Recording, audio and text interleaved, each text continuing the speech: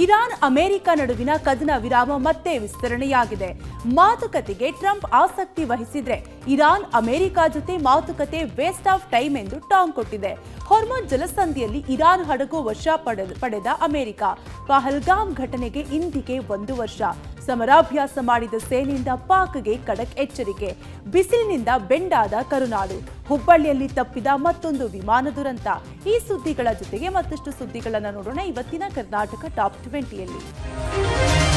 Iran America ನಡುವಿನ ಕದನ ವಿರಾಮ ಮತ್ತೆ ವಿಸ್ತರಣೆಯಾಗಿದೆ. ಅಮೆರಿಕ ಅಧ್ಯಕ್ಷ ಡೊನಾಲ್ಡ್ ಟ್ರಂಪ್ ಪಾಕಿಸ್ತಾನದ ಮನವಿಯ ಮೇರೆಗೆ ಕದನ ವಿರಾಮ ವಿಸ್ತರಣೆ ಮಾಡಿರುವುದಾಗಿ ತಿಳಿಸಿದ್ದಾರೆ. ಕದನ ವಿರಾಮಕ್ಕೆ ಹಿಂದೆ ಕೊಟ್ಟಿದ್ದ ಡೆಡ್ಲೈನ್ ಮುಕ್ತಾಯದ ಹಿನ್ನೆಲೆಯಲ್ಲಿ ಕದನ ವಿರಾಮ ಅಮೆರಿಕ ಮತ್ತೆ ಕೆಲ ದಿನಗಳ ಕಾಲ ಮುಂದುವರೆಸಿದೆ. ಆದರೆ ಹಾರ್ಮುಜ್ ಜಲಸಂಧಿ ದಿಗ್ಬಂಧನ ಮುಂದುವರಿಯಲಿದೆ ಅಂತ ಟ್ರಂಪ್ ಹೇಳಿದ್ದಾರೆ.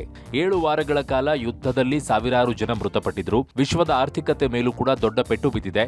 ಇದಕ್ಕೆ ಅಂತ್ಯ ಹಾಡುವ ನಿಟ್ಟಿನಲ್ಲಿ ಸಂಧಾನ ಮಾತುಕತೆಗೆ ಅಮೆರಿಕ ಮುಂದಾಗಿದೆ. ಸದ್ಯ ಮಿಲಿಟರಿ ಕಾರ್ಯಾಚರಣೆ ಸ್ಥಗಿತಗೊಳಿಸಲಾಗಿದೆ. ಕದನ ವಿರಾಮ ವಿಸ್ತರಣೆಯ ಬಗ್ಗೆ ಮಾತನಾಡಿರುವ ಟ್ರಂಪ್, ಪಾಕಿಸ್ತಾನದ ಮನವಿಯನ್ನ ಸ್ವೀಕರಿಸಿ ಅದರ ಮಧ್ಯಸ್ಥಿಕೆಯಲ್ಲಿ ಮಾತುಕತೆ ನಡೆಸಿ ಇರಾನ್ ನಾಯಕರು ಒಪ್ಪಂದಕ್ಕೆ ಮುಂದೆ ಬರುವವರೆಗೂ ದಾಳಿಯನ್ನ ತಡೆಯಲಾಗುವುದು ಅಂದಿದ್ದಾರೆ. ಇದೇ ವೇಳೆ ಇರಾನ್ ಬಂದರುಗಳಿಗೆ ದಿಗ್ಬಂಧನ ಹಾಕಿರುವ ಅಮೆರಿಕದ ನೌಕಾಸೇನೆ ಕಾರ್ಯಾಚರಣೆ ಮುಂದುವರಿಯಲಿದೆ ಅಂದಿದ್ದಾರೆ.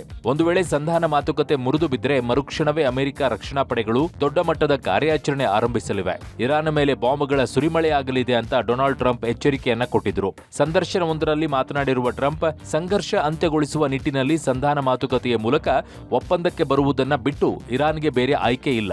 ನಿಗದಿಯಂತೆ ಪಾಕಿಸ್ತಾನದಲ್ಲಿ ಮಾತುಕತೆ ನಡೆಯಲಿದೆ. ಉತ್ತಮ ಒಪ್ಪಂದ ಮೂಡುವ ವಿಶ್ವಾಸವಿದೆ. ಇರಾನ್ ಜೊತೆಗಿನ ಸಂಘರ್ಷ ಉತ್ತಮ ಒಪ್ಪಂದದ ಜೊತೆಗೆ ಕೊನೆಯಾಗುವ ಭರವಸೆ ಇದೆ ಅಂತ ಹೇಳಿದ್ದಾರೆ. ಅಮೆರಿಕದ ಜೊತೆಗೆ ಮಾತುಕತೆಗೆ ಹೋಗುವುದು ವೇಸ್ಟ್ ಆಫ್ ಟೈಮ್ ಅಂತ ಅಮೆರಿಕಕ್ಕೆ ಇರಾನ್ ಟಾಂಗ್ ಕೊಟ್ಟಿದೆ. ಪಾಕಿಸ್ತಾನದಲ್ಲಿ ನಡೆಯಬೇಕಿದ್ದ 2ನೇ ಶಾಂತಿ ಮಾತುಕತೆ ಆಹ್ವಾನವನ್ನ ಇರಾನ್ ತಿರಸ್ಕರಿಸಿದೆ. ಅಮೆರಿಕಕ್ಕೆ ಒಪ್ಪಂದಕ್ಕೆ ಬರುವ ಉದ್ದೇಶ ಇದ್ದಂತಿಲ್ಲ. ಇರಾನ್ ತನ್ನ ಸಾರ್ವಭೌಮ ಹಕ್ಕುಗಳನ್ನ ಬಿಟ್ಟುಕೊಡಲ್ಲ ಅಂತ ಸಮರ್ಥನೆ ಮಾಡಿಕೊಂಡಿದೆ. ಯುರೇನಿಯಂ ಶುದ್ಧೀಕರಣ, ಹಾರ್ಮುಜ್ ನಿಯಂತ್ರಣ, ಮಿಲಿಟರಿ ಶಕ್ತಿ ವೃದ್ಧಿ ಬಗ್ಗೆ ಒಮ್ಮತಕ್ಕೆ ಬರುವಂತೆ ಕಾಣ್ತಾ ಇಲ್ಲ. ಟ್ರಂಪ್ ಏಕಪಕ್ಷೀಯ ಕದನ ವಿರಾಮ ವಿಸ್ತರಣೆಗೆ ಯಾವುದೇ ಬೆಲೆ ಇಲ್ಲ ಅಂತ ಇರಾನ್ ತಿರುಗೇಟನ್ನ ಕೊಟ್ಟಿದೆ. ಇರಾನ್ ವಿರುದ್ಧದ ಮಿಲಿಟರಿ ದಿಗ್ಬಂಧನದ ಬಾಂಬ್ ದಾಳಿಗೆ ಕಡಿಮೆ ಏನಲ್ಲ. ಹಾರ್ಮುಜ್ ದಿಗ್ಬಂಧನ ಬಾಂಬ್ ದಾಳಿಗಿಂತ ಕಡಿಮೆ ಏನಲ್ಲ. ಹಾರ್ಮುಜ್ ದಿಗ್ಬಂಧನ ತೆರವುಗೊಳಿಸುವಂತೆ ಅಮೆರಿಕಕ್ಕೆ ಇರಾನ್ ಎಚ್ಚರಿಕೆಯನ್ನ ಕೊಟ್ಟಿದೆ. ಅಲ್ಲದೆ ನಮ್ಮ ಷರತ್ತುಗಳನ್ನ ಒಪ್ಪದೇ ಇದ್ರೆ ಯಾವುದೇ ಸಂಧಾನಕ್ಕೂ ನಾವು ಸಿದ್ಧರಿಲ್ಲ ಅಂತ ಇರಾನ್ ಎಚ್ಚರಿಕೆ ಕೊಟ್ಟಿದೆ. ಮತ್ತೊಂದೆಡೆ 2ನೇ ಸುತ್ತಿನ ಸಂಧಾನ ಸಭೆಗೆ ಇರಾನ್ ಬರುತ್ತಿದೆ ಅಂತ ಪಾಕಿಸ್ತಾನ ಎದುರು ನೋಡುತ್ತಿದೆ. ಆದರೆ ಇರಾನ್ ಮಾತ್ರ ಸಂಧಾನ ಸಭೆಯಿಂದ ಅಂತರವನ್ನ ಕಾಯ್ದುಕೊಂಡಿದೆ. ಸಾಲದಕ್ಕೆ ಷರತ್ತುಗಳನ್ನ ಹಾಕುವ ಮೂಲಕ ತನ್ನ ಹಠವನ್ನ ಇರಾನ್ ಮುಂದುವರೆಸಿದೆ. ಹಾರ್ಮುಜ್ ಜಲಸಂಧಿ ಮೇಲೆ ಅಮೆರಿಕ ಮಿಲಿಟರಿ ದಿಗ್ಬಂಧನ ಹಾಕಿದೆ. ಜಲಸಂಧಿಯಲ್ಲಿ ಇರಾನ್ ಸರಕು ಹಡಗನ್ನ ಅಮೆರಿಕ ವಶಕ್ಕೆ ಪಡೆದಿದೆ. ಚೀನಾದಿಂದ ಕ್ಷಿಪಣಿ ರಾಸಾಯನಿಕಗಳನ್ನ ಸಾಗಿಸುತ್ತಿದ್ದು ಎಂದು ನಿಕ್ಕಿ ಹ್ಯಾಲಿ ಆರೋಪಿಸಿದ್ದಾರೆ. ಅಮೆರಿಕ ವಶಪಡಿಸಿಕೊಂಡ ಇರಾನಿನ ಹಡಗಿನ ಸುತ್ತಲಿನ ವಿವಾದ ಹೆಚ್ಚುತ್ತಲೇ ಇದೆ. ಅಮೆರಿಕದ ರಿಪಬ್ಲಿಕನ್ ಪಕ್ಷದ ಸದಸ್ಯೆ ನಿಕ್ಕಿ ಹ್ಯಾಲಿ ಸಾಮಾಜಿಕ ಮಾಧ್ಯಮ ಪೋಸ್ಟ್ನಲ್ಲಿ ಇರಾನ್ ಮತ್ತು ಚೀನಾ ನಡುವೆ ರಹಸ್ಯ ಶಸ್ತ್ರಾಸ್ತ್ರ ಪೂರೈಕೆ ಇದೆ ಎಂದು ಹೇಳಿಕೊಂಡಿದ್ದಾರೆ. ಹಾರ್ಮುಜ್ನಲ್ಲಿ ಅಮೆರಿಕ ನೌಕಾಪಡೆ ವಶಪಡಿಸಿಕೊಂಡ ಇರಾನಿನ ಹಡಗು ಚೀನಾದಿಂದ ಬರುತ್ತಿತ್ತು ಮತ್ತು ಕ್ಷಿಪಣಿಗಳಿಗೆ ರಾಸಾಯನಿಕ ವಸ್ತುಗಳನ್ನು ಒಳಗೊಂಡಿತ್ತು ಎಂದು ಹ್ಯಾಲಿ ಹೇಳಿದ್ದಾರೆ. ಅಮೆರಿಕ ಪಡೆಗಳು ಇರಾನಿನ ಕಂಟೇನರ್ ಹಡಗು ಟಸ್ಕಾವನ್ನ ವಶಪಡಿಸಿಕೊಂಡಿದ್ದು ಇದು ಅಮೆರಿಕ ಮತ್ತು ಇರಾನ್ ನಡುವಿನ ಉದ್ವಿಗ್ನತೆಯನ್ನ ಹೆಚ್ಚಿಸಿದೆ. ಅಮೆರಿಕದ ಕ್ರಮವನ್ನ ಕಾನೂನು ಬಾಹಿರ ಎಂದು ಇರಾನ್ ಖಂಡಿಸಿದ್ದು ಹಡಗು ಮತ್ತು ಸಿಬ್ಬಂದಿಯನ್ನು ಬಿಡುಗಡೆ ಮಾಡುವಂತೆ ಒತ್ತಾಯಿಸಿದೆ. ಪೆಹಲ್ಗಾಮ್ನ ಬೈಸರನ್ ಕಣಿವೆಯಲ್ಲಿ ನಡೆದ ಭೀಕರ ಭಯೋತ್ಪಾದಕ ದಾಳಿಗೆ 1 ವರ್ಷ ಕರಾಳ ನೆನಪು. 25 ಪ್ರವಾಸಿಗರು, ಓರ್ವ ಸ್ಥಳೀಯ ಸೇರಿ 26 ಜನ ಉಗ್ರರ ಗುಂಡೇಟಿಗೆ ಬಲಿಯಾಗಿದ್ರು. ಈ ದಾಳಿಗೆ ಭಾರತ ಆಪರೇಷನ್ ಸಿಂಧೂರ ಮೂಲಕ ಪ್ರತೀಕಾರ ತೀರಿಸಿಕೊಂಡಿತು. ಆದರೆ ಈ ಕರಾಳ ನೆನಪು ತಮ್ಮವರನ್ನ ಕಳೆದುಕೊಂಡವರಿಗೆ ಪ್ರತಿ ಕ್ಷಣವೂ ಕಾಡ್ತಿದೆ. ಪೆಹಲ್ಗಾಮ್ ದಾಳಿಯಲ್ಲಿ ಬೆಂಗಳೂರಿನ ಭರತ್ ಭೂಷಣ್ ಬಲಿಯಾಗಿದ್ರು. ಭರತ್ ಕಳೆದುಕೊಂಡು ಪತ್ನಿ, ಪೋಷಕರು ಬೆಂಗಳೂರಿನಲ್ಲಿ ಕಣ್ಣೀರು ಹಾಕಿದ್ದಾರೆ. ಭವಿಷ್ಯದ ಬಗ್ಗೆ ನೂರಾರು ಕನಸುಗಳನ್ನ ಕಂಡಿದ್ದ ಮಗ ಕಣ್ಮುಂದೆಯೇ ಇಲ್ವಲ್ಲ ಎಂದು ದುಃಖಿಸಿದ್ದಾರೆ. ಭೂಷಣ್ ನೆನಪಿನಲ್ಲಿಯೇ ಕುಟುಂಬ ಜೀವನ ನಡೆಸುತ್ತಿದೆ. ಕೆಲಸದ ಮಧ್ಯೆ ತನ್ನ ಪತಿಯ ನೆನಪುಗಳನ್ನ ಮರೆಯಲು ಡಾಕ್ಟರ್ ಸುಜಾತ ಪ್ರಯತ್ನಿಸುತ್ತಿದ್ದಾರೆ. ಅತ್ತ ಶಿವಮೊಗ್ಗದಲ್ಲಿ ಮಂಜುನಾಥ್ ಅವರ ತಾಯಿ ಸುಮತಿ ಅವರು ಕಣ್ಣೀರು ಹಾಕಿದ್ದಾರೆ. ಘಟನೆ ಆದಾಗ 1 ವಾರ ನಂಬಿರಲಿಲ್ಲ, ಕಲ್ಲಾಗಿ ಬಿಟ್ಟಿದ್ದೆ. ಆ ನಂತರ ವಸ್ತುಸ್ಥಿತಿ ಅರ್ಥವಾಗಿ ಅವನು ಬರಲ್ಲವೆಂದು ಕಲ್ಲು ಮನಸ್ಸು ಮಾಡಿಕೊಂಡಿದ್ದೇನೆ. ಆ ಘಟನೆ ಜನರ ಮನಸ್ಸಿನಲ್ಲಿ ಉಳಿದಿದೆ. ಆದ್ರೆ ನಾವು ಅಲ್ಲಿಗೆ ಹೋಗದೆ ಇರಬಾರದು. ನಾನು ಅಲ್ಲಿಗೆ ಹೋಗಿ ತಮ್ಮನನ್ನ ಉಳಿಸಿಕೊಳ್ಳಬೇಕಾಗಿದೆ ಎಂದಿದ್ದಾರೆ. ಪ್ರಧಾನಿ ಮೋದಿ ಸಹ ಮೃತರ ನೆನೆದು ಕಂಬನಿ ಮಿಡಿದಿದ್ದಾರೆ. ಎಕ್ಸ್ ಖಾತೆಯಲ್ಲಿ ಪೋಸ್ಟ್ ಒಂದನ್ನ ಹಂಚಿಕೊಂಡಿದ್ದು, ಪೆಹಲ್ಗಾಮ್ ಭಯೋತ್ಪಾದಕ ದಾಳಿಯಲ್ಲಿ ಮೃತಪಟ್ಟ 26 ಮಂದಿಗೆ ಸಂತಾಪ ಸೂಚಿಸಿದ್ದಾರೆ. ಪೆಹಲ್ಗಾಮ್ ದಾಳಿಗೆ ವರ್ಷ ಬೆನ್ನಲ್ಲೇ ಭಾರತೀಯ ಸೇನೆ ಸಮರಾಭ್ಯಾಸ ಮಾಡುವ ಮೂಲಕ ಪಾಕಿಸ್ತಾನಕ್ಕೆ ಖಡಕ್ ಸಂದೇಶ ರವಾನೆ ಮಾಡಿದೆ. ಉತ್ತರ ಪ್ರದೇಶದ ಸುಲ್ತಾನ್ಪುರದಲ್ಲಿರುವ ಪೂರ್ವಾಂಚಲ ಹೆದ್ದಾರಿಯಲ್ಲಿ ಸುಖೋಯ್ 30, ಜಾಗ್ವಾರ್, ಮಿರಾಜ್ ಯುದ್ಧ ವಿಮಾನಗಳ ಸಮರಾಭ್ಯಾಸ ಮಾಡಿವೆ. ಭಾರತೀಯ ವಾಯುಸೇನೆಯಿಂದ ತುರ್ತು ಲ್ಯಾಂಡಿಂಗ್ಗೆ ರಾಷ್ಟ್ರೀಯ ಹೆದ್ದಾರಿಯನ್ನೇ ರನ್ವೇ ಆಗಿ ಬಳಸುವ ಅಭ್ಯಾಸ ಮಾಡಿದ್ರು. ಮಧ್ಯಾಹ್ನ 2 ಗಂಟೆಯಿಂದ ಸಂಜೆ 5 ಗಂಟೆವರೆಗೆ, ಬಳಿಕ ಸಂಜೆ 6 ಗಂಟೆಯಿಂದ ರಾತ್ರಿ 9 ಗಂಟೆಗೆ ಸಮರಾಭ್ಯಾಸ ನಡೆದಿದೆ.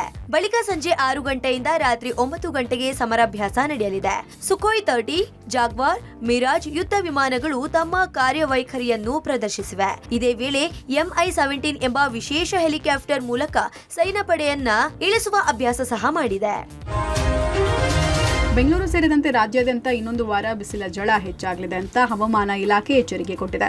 ಈಗಾಗಲೇ ಕರುನಾಡು ಬಿಸಿಲ ಧಗೆಗೆ ಬಳಲಿ ಬೆಂಡಾಗಿದ್ದು, ರಣಬೇಸಿಗೆಗೆ ಜನ ಹೈರಾಣಾಗಿದ್ದಾರೆ.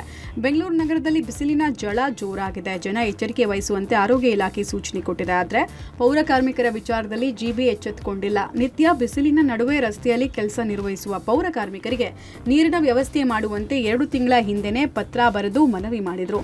ಇಲ್ಲಿ ತನಕ ವ್ಯವಸ್ಥೆ ಮಾಡಿಲ್ಲ. ಅಲ್ಲದೆ ಮಧ್ಯಾಹ್ನದ ವೇಳೆ ಭಾರೀ ಬಿಸಿಲಿನ ಅಬ್ಬರ ಕೂಡ ಇದ್ದು, ಕೆಲಸದ ಸಮಯವನ್ನು 1 ಗಂಟೆ ಕಡಿತಗೊಳಿಸುವಂತೆ ಕೋರಿದ್ರು. ಸಂಬಂಧಪಟ್ಟ ಅಧಿಕಾರಿಗಳು ಇಲ್ಲಿ ತನಕ ವ್ಯವಸ್ಥೆಯನ್ನ ಮಾಡಿಲ್ಲ. ಅತ್ತ ಬೆಂಗಳೂರಿನಲ್ಲಿ ಕಾವೇರಿ ನೀರಿನ ಪೂರೈಕೆಯಲ್ಲೂ ವ್ಯತ್ಯಯ ಉಂಟಾಗಿದೆ. ಕುಡಿಯೋ ನೀರಿನ ಸಮಸ್ಯೆ ಹಿನ್ನೆಲೆಯಲ್ಲಿ ಖಾಸಗಿ ಟ್ಯಾಂಕರ್ ಮೂಲಕ ನೀರು ಖರೀದಿಸೋದಕ್ಕೆ ಜನ ಮುಂದಾಗಿದ್ದಾರೆ. ಮನೆ, ಕಾರ್ಖಾನೆ, ಅಪಾರ್ಟ್ಮೆಂಟ್ಗಳಿಗೆ ಟ್ಯಾಂಕರ್ ನೀರು ಪೂರೈಕೆಗೆ 600 ರಿಂದ 1000 ರೂಪಾಯಿ ಫಿಕ್ಸ್ ಮಾಡಲಾಗಿದೆ. ಬಿಸಿಲಿನಿಂದ ಬ್ರೈನ್ ಸ್ಟ್ರೋಕ್ ಅಥವಾ ಸನ್ ಸ್ಟ್ರೋಕ್ಗೆ ಒಳಗಾಗುವ ರೋಗಿಗಳ ಚಿಕಿತ್ಸೆಗಾಗಿ ಕೋಲಾರ ಹಾಗೂ ರಾಯಚೂರು ಜಿಲ್ಲಾಸ್ಪತ್ರೆಯಲ್ಲಿ 10 ಹಾಸಿಗೆಗಳ ಪ್ರತ್ಯೇಕ ಹೀಟ್ ಸ್ಟ್ರೋಕ್ ವಾರ್ಡ್ ಅನ್ನು ತೆರೆಯಲಾಗಿದೆ. ರಾಯಚೂರಿನ ಬಿಸಿಲ ಝಳದಿಂದ ಪೊಲೀಸ್ ಅಧಿಕಾರಿಗಳು ಶ್ವಾನದಳದ 5 ನಾಯಿಗಳಿಗೆ ಪ್ರತ್ಯೇಕ ಕೂಲರ್ ವ್ಯವಸ್ಥೆ ಮಾಡಿದ್ದಾರೆ. ಬಿಸಿಲಿನ ತಾಪಕ್ಕೆ ವಿದೇಶಿ ತಳಿ ಶ್ವಾನಗಳು ತತ್ತರಿಸಿದ್ವು. ಕಲಬುರಗಿಯಲ್ಲಿ ಪ್ರತಿನಿತ್ಯ 41 ರಿಂದ 43 ಡಿಗ್ರಿ ತಾಪಮಾನ ದಾಖಲಾಗ್ತಾ ಇರೋ ಕಾರಣ ರಣ ಬಿಸಿಲಿನಿಂದ ಮಕ್ಕಳ ರಕ್ಷಣೆ ಮಾಡೋಕೆ ಪೋಷಕರು ಸ್ವಿಮ್ಮಿಂಗ್ ಪೂಲ್ಗಳತ್ತ ಮುಖ ಮಾಡಿದ್ದಾರೆ. ಮಧ್ಯಾಹ್ನದ ವೇಳೆಗೆ ತುಂಬಿ ತುಳುಕ್ತಾ ಇದೆ ಸ್ವಿಮ್ಮಿಂಗ್ ಪೂಲ್ಗಳು. ಹುಬ್ಬಳ್ಳಿಯಲ್ಲಿ ಮತ್ತೊಂದು ವಿಮಾನ ದುರಂತ ತಪ್ಪಿದೆ. ಮೊನ್ನೆ ಹೈದರಾಬಾದ್ ಫ್ಲೈಟ್ ಆಯಿತು. ಈಗ ಬೆಂಗಳೂರು ಫ್ಲೈಟ್ ಸರದಿ. ಏರ್ಲೈನ್ಸ್ ಕಂಪನಿ ಫ್ಲೈ 91 ಬೆಂಗಳೂರಿನಿಂದ ಹುಬ್ಬಳ್ಳಿ ಬಂದ ವಿಮಾನದಲ್ಲಿ ಮತ್ತೆ ಲ್ಯಾಂಡಿಂಗ್ ಸಮಸ್ಯೆ ಎದುರಾಗಿದೆ. ಮಂಗಳವಾರ ಸಂಜೆ 6 ಗಂಟೆಗೆ ಬೆಂಗಳೂರು ಬಿಟ್ಟ ವಿಮಾನ 6:50ಕ್ಕೆ ಹುಬ್ಬಳ್ಳಿ ಲ್ಯಾಂಡ್ ಆಗಬೇಕಿತ್ತು. ಸರಿಯಾದ ಸಮಯಕ್ಕೆ ಹುಬ್ಬಳ್ಳಿಗೆ ಬಂದ ವಿಮಾನಕ್ಕೆ ಲ್ಯಾಂಡಿಂಗ್ ಸಮಯದಲ್ಲಿ ಸಮಸ್ಯೆ ಉಂಟಾಗಿದೆ. ಹೀಗಾಗಿ 2 ಗಂಟೆ ಕಾಲ ಆಕಾಶದಲ್ಲಿ ಸುತ್ತಾಟ ಬಳಿಕ ರಾತ್ರಿ 9:15 ಲ್ಯಾಂಡ್ ಆಗಿದೆ. ಮೊನ್ನೆ ಹೈದರಾಬಾದ್ ವಿಮಾನದಲ್ಲೂ ದೋಷ ಕಾಣಿಸಿಕೊಂಡಿದ್ದು, ಆದರೆ ಸಂಸ್ಥೆ ಮಾತ್ರ ಹವಾಮಾನ ಬದಲಾವಣೆ ನೆಪ ಹೇಳಿ ತಪ್ಪಿಸಿಕೊಳ್ಳುವ ಪ್ರಯತ್ನ ಮಾಡಿತ್ತು. ಇನ್ನು ಅದೇ ಸಮಯದಲ್ಲಿ ಹುಬ್ಬಳ್ಳಿ ವಿಮಾನ ನಿಲ್ದಾಣದಲ್ಲಿ ಹಲವಾರು ಫ್ಲೈಟ್ ಟೇಕ್ ಆಫ್ ಮತ್ತು ಲ್ಯಾಂಡಿಂಗ್ ಆಗಿವೆ. ಹಾಗಾದ್ರೆ ಫ್ಲೈ 91 ಸಂಸ್ಥೆ ವಿಮಾನ ಮಾತ್ರ ಯಾಕೆ ಲ್ಯಾಂಡ್ ಆಗಲಿಲ್ಲವೆಂದು ಸಾರ್ವಜನಿಕರ ವಾದ. ಈ ಹಿಂದೆ ಹೈದರಾಬಾದ್ ಫ್ಲೈಟ್ ಲ್ಯಾಂಡ್ ಆಗದೆ ಆಗಸದಲ್ಲಿ ಸುತ್ತಾಟದ ಬಗ್ಗೆ ಪಬ್ಲಿಕ್ ಟಿವಿ ಸಾಕ್ಷಿ ಸಮೇತ ಸುದ್ದಿ ಬಿತ್ತರ ಮಾಡಿತ್ತು. ಇದೀಗ ಮತ್ತೊಂದು ದುರಂತ ತಪ್ಪಿದೆ. ವಿಮಾನ ಸಂಸ್ಥೆ ಪ್ರಯಾಣಿಕರ ಪ್ರಾಣದ ಜೊತೆ ಚೆಲ್ಲಾಟವಾಡುತ್ತಿದೆವೆಂದು ಪ್ರಯಾಣಿಕರು ಆಕ್ರೋಶ ವ್ಯಕ್ತಪಡಿಸಿದ್ದಾರೆ. ಪ್ರೀತಿಸಿ ಮನೆಯವರ ಒಪ್ಪಿಗೆ ಪಡೆದು ಮದುವೆ ಆಗಿದ್ದ ಜಿಮ್ ಟ್ರೈನರ್ ಪತ್ನಿ ಗಂಡನ ಸ್ನೇಹಿತನ ಜೊತೆ ಎಸ್ಕೇಪ್ ಆಗಿದ್ದಾಳೆ. ಬೆಂಗಳೂರಿನ ಖಾಸಗಿ ಕಂಪನಿಯಲ್ಲಿ ಕೆಲಸ ಮಾಡುವ ವೇಳೆ ಜಿಮ್ ಟ್ರೈನರ್ ನಿತೇಶ್ ಹಾಗೂ ಯುವತಿ ಪರಿಚಯವಾಗಿ ಮದುವೆ ಆಗಿದ್ರು. ಮದುವೆ ಬಳಿಕ ಸ್ನೇಹಿತ ನವೀನ್ ಮನೆಯಲ್ಲಿ ಬಾಡಿಗೆಗೆ ವಾಸವಿದ್ದ ನಿತೇಶ್ ದಂಪತಿ ಈ ವೇಳೆ ಪರಿಚಯವಾಗಿ ಕದ್ದು ಮುಚ್ಚಿ ಕರೆ ಮಾಡೋದು, ಹುಡುಗಿಯ ಹೆಸರಲ್ಲಿ ನವೀನ್ ನಂಬರ್ ಸೇವ್ ಮಾಡಿ ಪತ್ನಿ ಚಾಟಿಂಗ್ ಮಾಡ್ತಿದ್ಲು. ಈ ಬಗ್ಗೆ ಪತ್ನಿಗೆ ನಿತೇಶ್ ಹಲವು ಬಾರಿ ಬುದ್ಧಿವಾದ ಹೇಳಿದ ವೇಳೆ ನವೀನ್ ನನ್ನ ಅಣ್ಣನ ಸಮಾನವೆಂದು ಹೇಳಿದ್ರು. ನವೀನ್ ಮನೆಯಿಂದ ನಿತೇಶ್ ಬನಶಂಕರಿಯ ಬಾಡಿಗೆ ಮನೆಗೆ ಶಿಫ್ಟ್ ಆಗಿದ್ರು. ನವೀನ್ ಜೊತೆ ಪತ್ನಿ ಸಂಬಂಧ ಮುಂದುವರೆದಿದ್ದು 3 ದಿನಗಳ ಹಿಂದೆ ಕೆಲಸ ಮಾಡುವ ಕಂಪನಿಯಿಂದ ರಜೆ ಪಡೆದು ನವೀನ್ ಜೊತೆ ಪತ್ನಿ ಎಸ್ಕೇಪ್ ಆಗಿದ್ದಾಳೆಂದು ನಿತೇಶ್ ಜಯನಗರ ಠಾಣೆಗೆ ದೂರು ನೀಡಿದ್ದ. ಜಯನಗರ ಪೊಲೀಸರು ಯುವತಿ ಹಾಗೂ ನವೀನ್ ಪತ್ತೆ ಮಾಡಿ ಠಾಣೆಗೆ ತಂದ್ರು. ಯುವತಿ ಮಾತ್ರ ನಾನು ಗಂಡನ ಜೊತೆ ಹೋಗೋದಿಲ್ಲ, ಪಿಜಿಗೆ ಹೋಗುತ್ತೇನೆ ಎಂದಿದ್ದಾಳೆ. ಇತ್ತ ಮಂಡ್ಯದ ಪಾಂಡವಪುರದಲ್ಲೂ ಆಟೋ ಚಾಲಕನನ್ನ ಪ್ರೀತಿಸಿ ಮದುವೆ ಆಗಿದ್ದ ಯುವತಿ ಅಣ್ಣವೆಂದು ಕರೆಯುತ್ತಿದ್ದ ಗಂಡನ ಸ್ನೇಹಿತನ ಜೊತೆ 1 ಲಕ್ಷ ನಗದು ಹಾಗೂ ಬಂಗಾರ ಜೊತೆ ಎಸ್ಕೇಪ್ ಆಗಿ ದೇವಾಲಯದಲ್ಲಿ ಮದುವೆಯಾದ ಫೋಟೋವನ್ನ ವಾಟ್ಸ್ಆಪ್ಗೆ ಹಾಕಿಕೊಂಡಿದ್ದಾಳೆ.